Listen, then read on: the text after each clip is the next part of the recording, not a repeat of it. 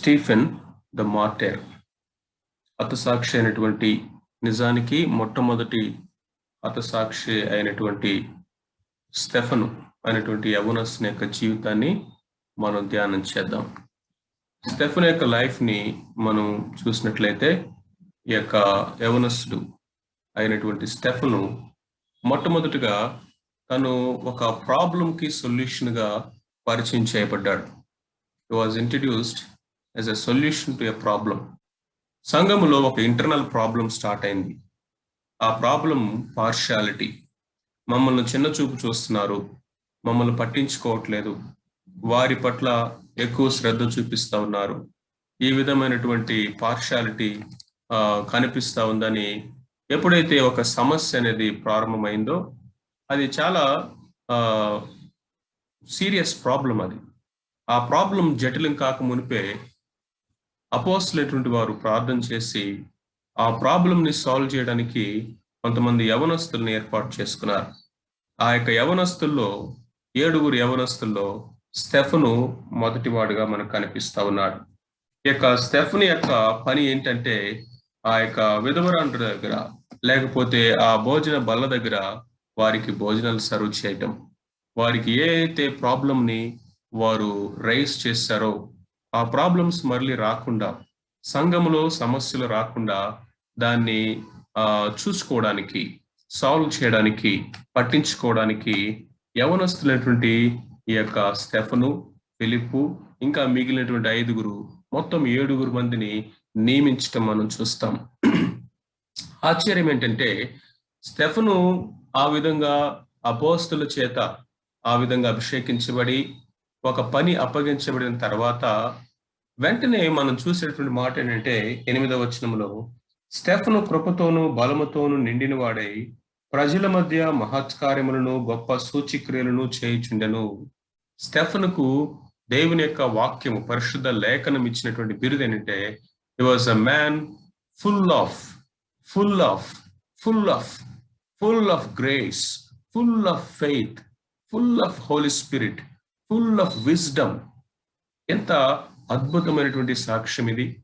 తను ఆశ్చర్య కార్యాలు చేస్తా ఉన్నాడు. 3వ వచనం కూడా చూడండి, ఆత్మతోను జ్ఞానముతోను నిండుకొని, అంతేకాకుండా full of witness, good testimony, మంచి పేరు పొందినటువంటి వాడు. 8వ వచనంలో ఫుల్ ఆఫ్ గ్రేస్.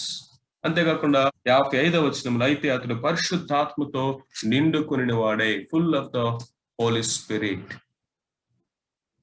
అంతేకాకుండా ఈ విధముగా చక్కగా పనిచేస్తా ఉన్నాడు.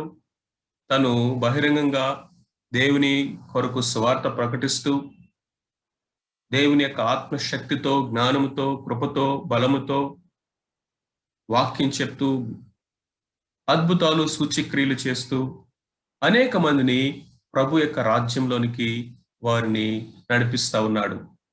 ఈ విధముగా స్టెఫను యవనస్తుడి యొక్క జీవితము, పరిచర్య సంఘములో ఎంతో ఆనందదాయకముగాను, ప్రభువుని స్తుతించే విధముగాను వెళ్తా ఉంది.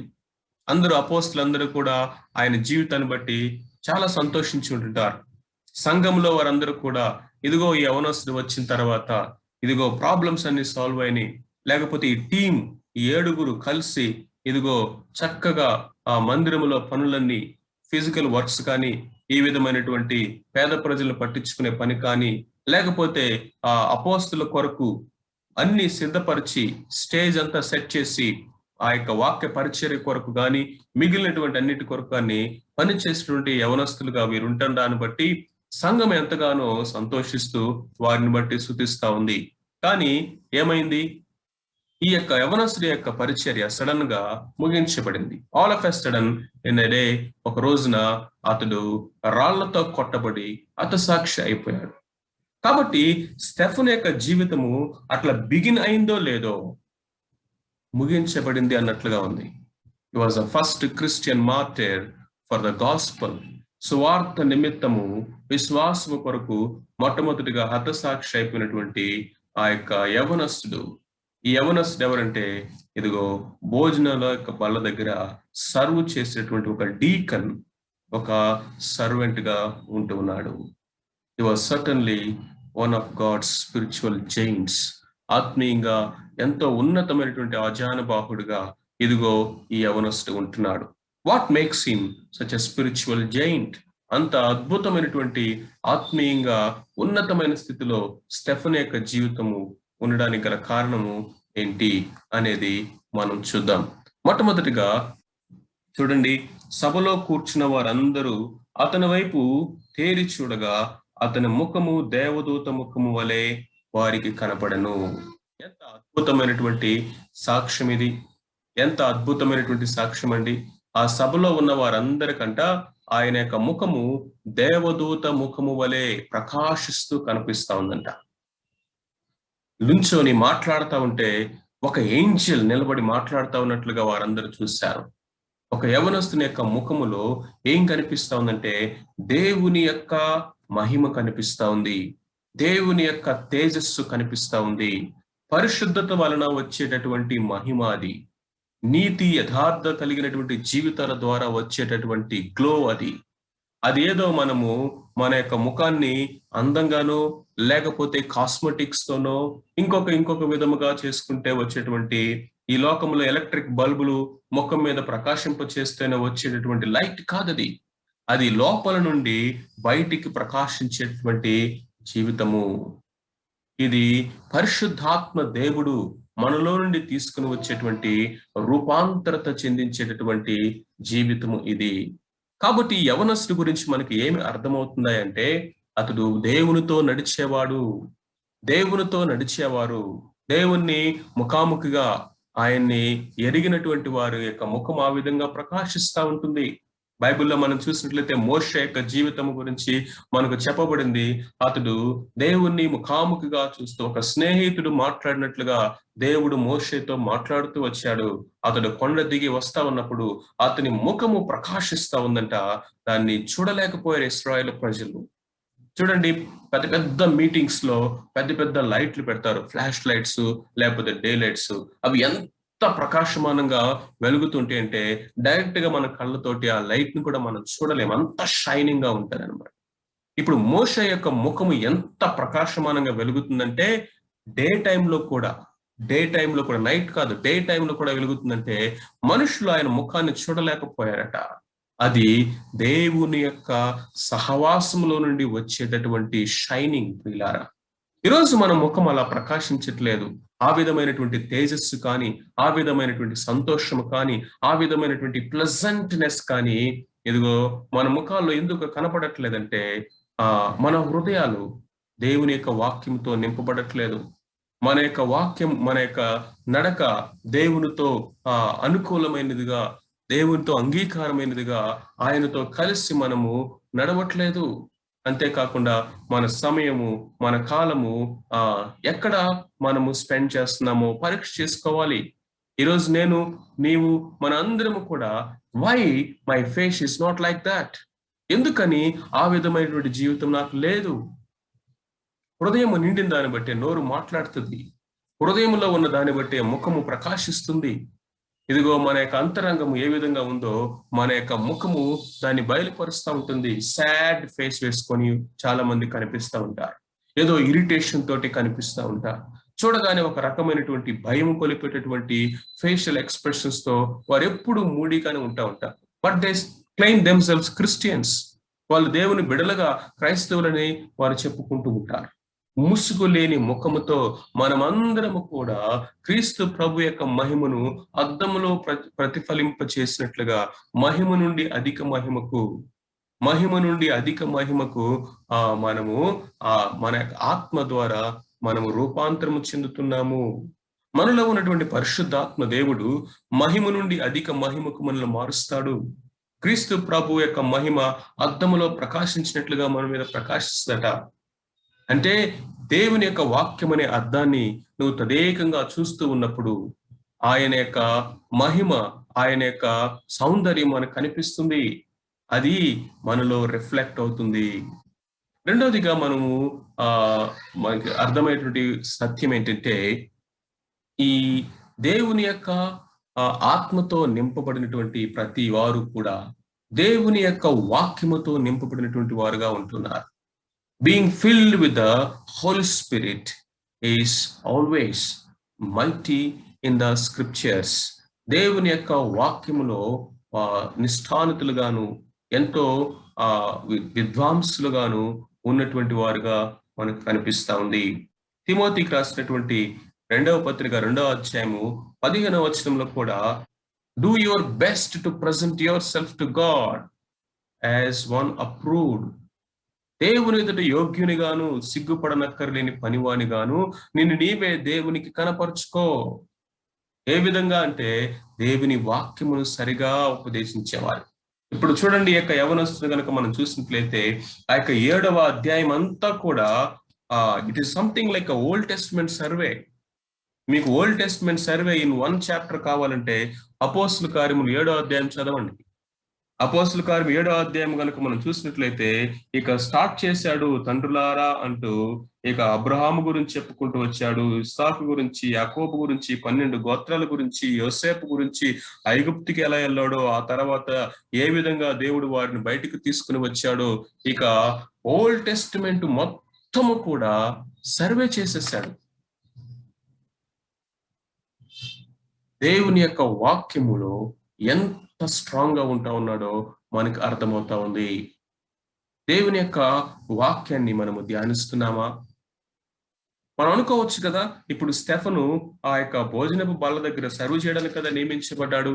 నా పని ఇదిగో ఆ యొక్క వంటలు వండడం, నా పని ఇదిగో వడ్డించటము, నా పని ఏంటంటే ఇదిగో వెళ్ళి ఆ యొక్క రేషన్స్ అన్ని తీసుకొచ్చి సరైన టైంలో అవైలబుల్ గా పెట్టడము, నా యొక్క పని ఏంటంటే ఈ ఫుడ్ విషయంలో ఏ విధమైనటువంటి ప్రాబ్లమ్స్ రాకుండా చూసుకోవడము, ఇదే నా పని, కిచెన్కే నేను పరిమితము అని అనుకున్నాడా? చాలా మందిని నేను చూస్తూ వచ్చాను ఈ యొక్క గడిచినటువంటి సంవత్సరాల్లో. కిచెన్కే పరిమితం అయిపోయినటువంటి వారు. లేకపోతే నాకు బాగా గుర్తు, ఒక సహోదరుని అడిగాను, తమ్ముడు సంవత్సరాలు నువ్వు వెళ్ళి చక్కగా కూరగాయలు మాత్రం తెస్తా ఉన్నావు, నేను హైదరాబాద్ వచ్చినప్పుడు స్టార్ట్ అయింది ఆ పరిచర్య, 10 సంవత్సరాలు అయింది, ఇంకా అదే పని నువ్వు చేస్తున్నావు, నువ్వు ఎప్పుడు ఎదుగుతావు? ఎప్పుడు పరిచర్యలో ఇంకా ఆత్మీయ సంబంధమైనటువంటి విషయాలు ఇన్వాల్వ్ అవుతావు? బైబిల్ స్టడీస్ ఎప్పుడు తీసుకుంటావు? వాక్యాన్ని ధ్యానించి ఎప్పుడు బోధించే స్థాయికి ఎదుగుతావు? మందిరానికి వస్తాము, రక్షించబడినటువంటి దినాల్లో చక్కగా ఒబీడియంట్ గా మందిరంలో కార్పెట్లు వేయటము, ఆ మందిరాన్ని సిద్ధపరచడం స్టార్ట్ చేస్తాం. ప్రైజ్ లార్డ్, చాలా సంతోషంగా ఆనందంగా ఉంటది, ఎంకరేజ్ కూడా చేస్తారు సేవకులు.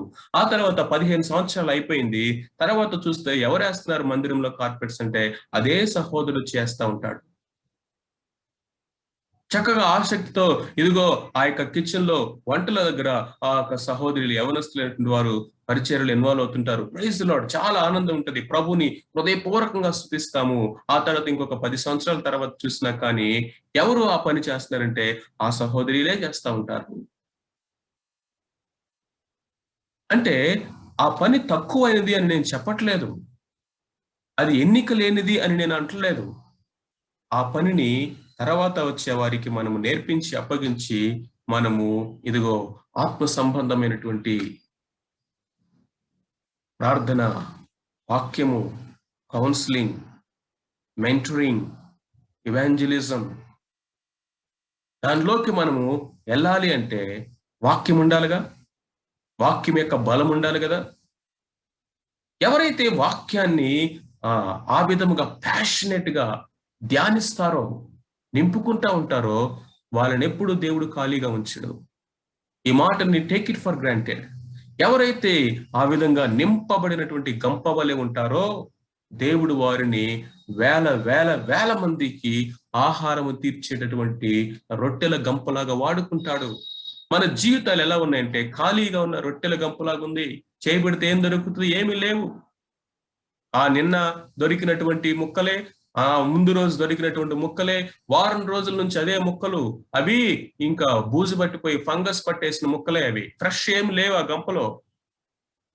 నా జీవితాలు అలాగున్నాయా? స్టెఫను యవనస్తుడు గనుక మనం చూసినట్లయితే ధర్మశాస్త్రం విషయంలో, లేఖనాల విషయంలో విద్వాంసుడండి. నిలబడి చెప్తా ఉంటే వణికిపోయారు scholars. Professors, Old Testament professors అని చెప్పుకున్న వాళ్ళు, ధర్మశాస్త్రం వెనక నుంచి ముందుకి, ముందు నుంచి వెనక్కి చెప్పగలిగిన వారు, విద్వాంసులైన వారు గడగడగడ వణికిపోయారు నోరు తెరవడానికి.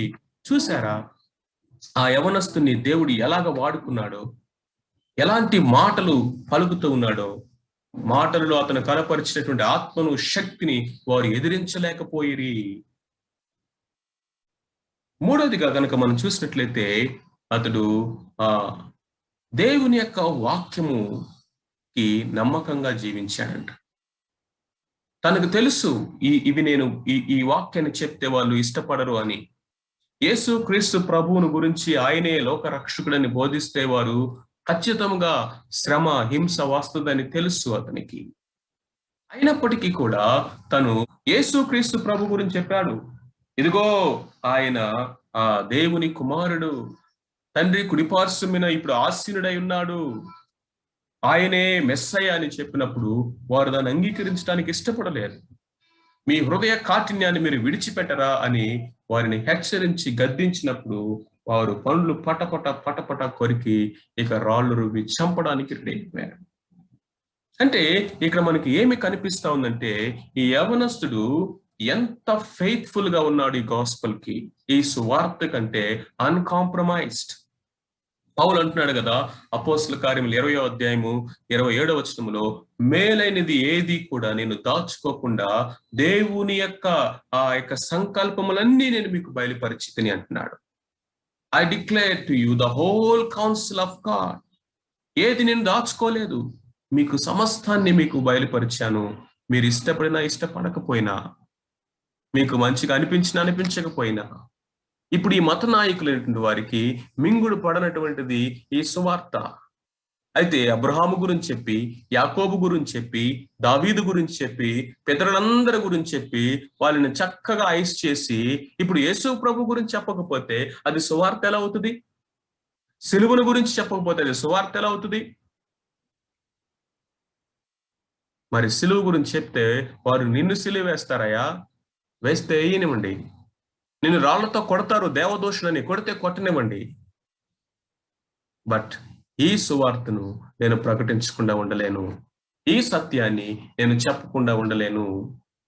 Faithfulness to the word of God and this persecution always will go together, inseparable.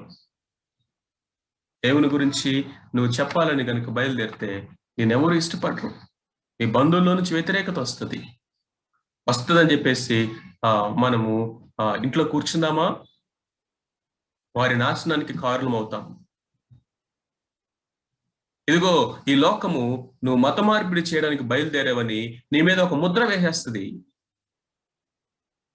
వాళ్ళు నిన్ను ఆ విధముగా ట్రీట్ చేస్తా ఉన్నారని మనము చెప్పకుండా ఉందామా? యేసు ప్రభు కూడా ఒక దేవుడండి, మంచి దేవుడండి, ఆయన కూడా దేవుడండి అని చెప్దామా? మరి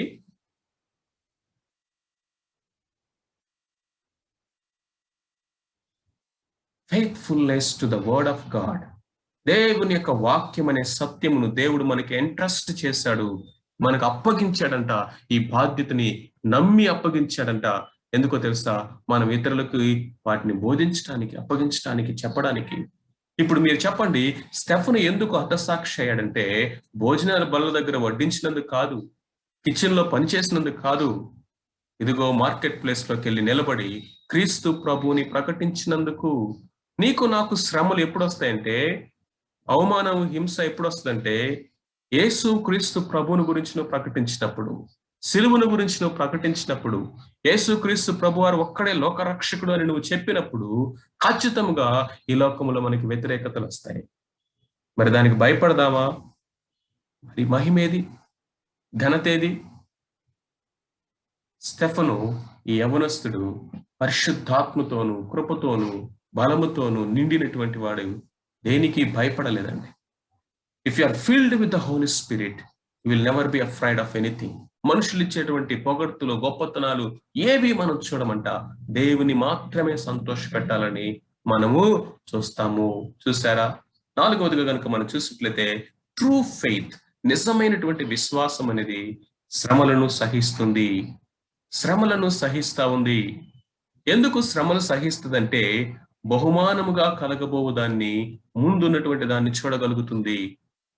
మోషే యొక్క జీవితంలో మనం అదే చూస్తాము.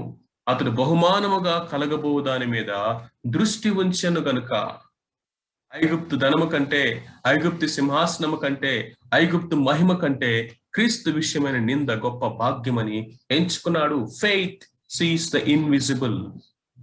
అదృశ్యమైన దాన్ని చూసేది. ఇప్పుడు ఈ యొక్క స్టెఫను ముందున్నటువంటి శ్రమను పట్టించుకోలేదు, హింసను పట్టించుకోలేదు, తృణీకరణ పట్టించుకోలేదు, వారి యొక్క కోపాన్ని, తిరస్కారాన్ని పట్టించుకోలేదు. దేవుణ్ణి సంతోష పెట్టాలనేటువంటి ఒకే ఒక గురితో తను సంఘము లోపల పనిచేశాడు, సంఘము బయట పనిచేశాడు. ఎందుకంటే తన గురి అదృశ్యుడగు దేవుని మీద ఉన్నది.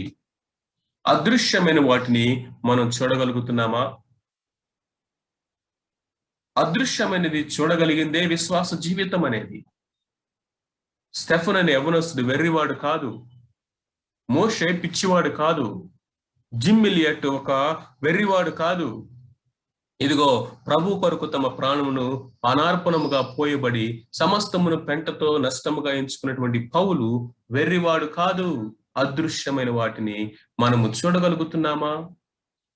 ఐదవదిగా గనుక మనం చూసినట్లయితే, క్రైస్తవుడు అంటే ఎవరంటే క్రీస్తు ప్రభువును పోలి జీవించేవారు, క్రీస్తు ప్రభులాగా జీవించటము. ఈ యవనస్తుని చూడండి, స్టెఫన్ను గనుక మనం చూసినట్లయితే తన యొక్క జీవితంలో క్రీస్తు ప్రభువును చూపించాడు. ఆత్మతో, శక్తితో, బలముతో, కృపతోను నిండినటువంటి వాడిగా. అంతేకాకుండా హంబుల్ మినిస్ట్రీతో ప్రారంభించాడండి. Humble ministry.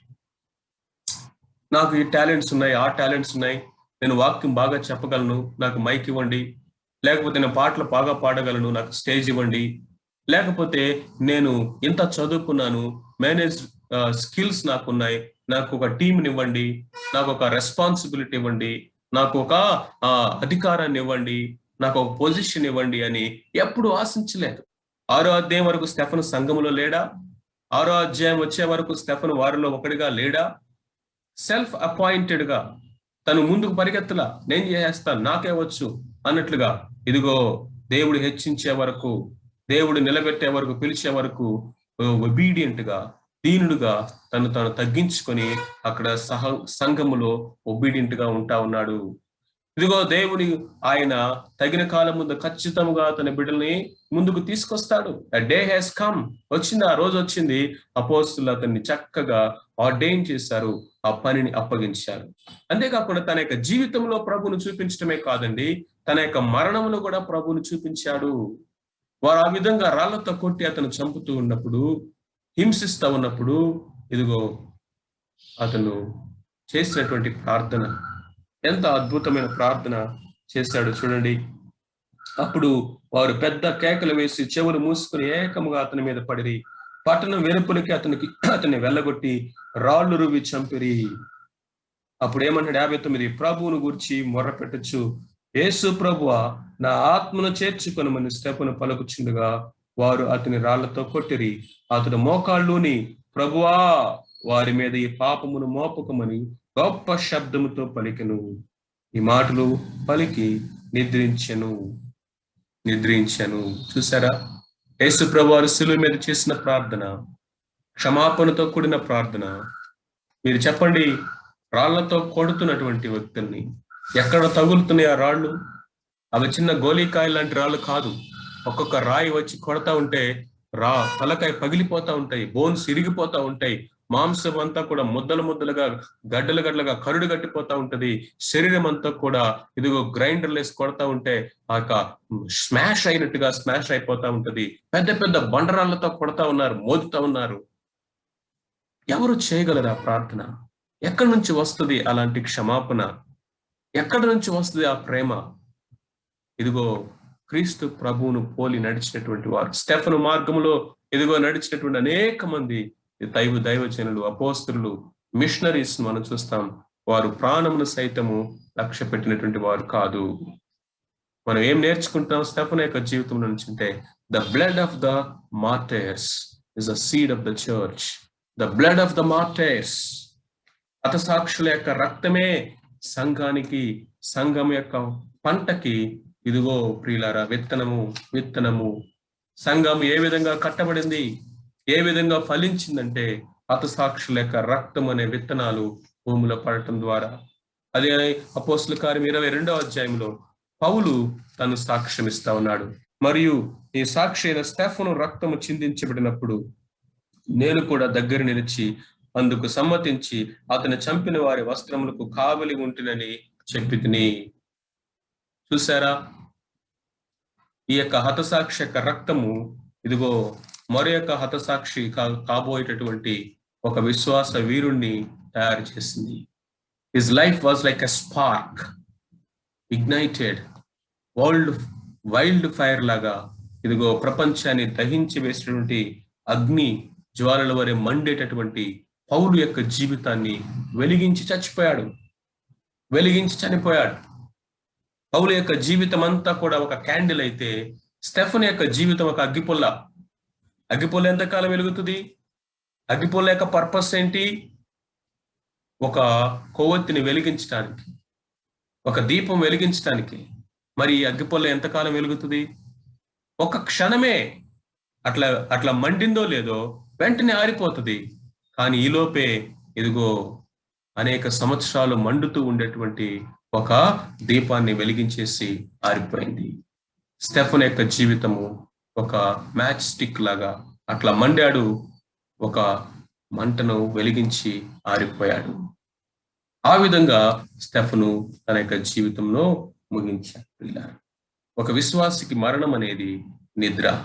అందుకే మనం చూస్తాం కదా, అతడు నిద్రించెను, ఈ మాటలు పలికి అతడు నిద్రించెను.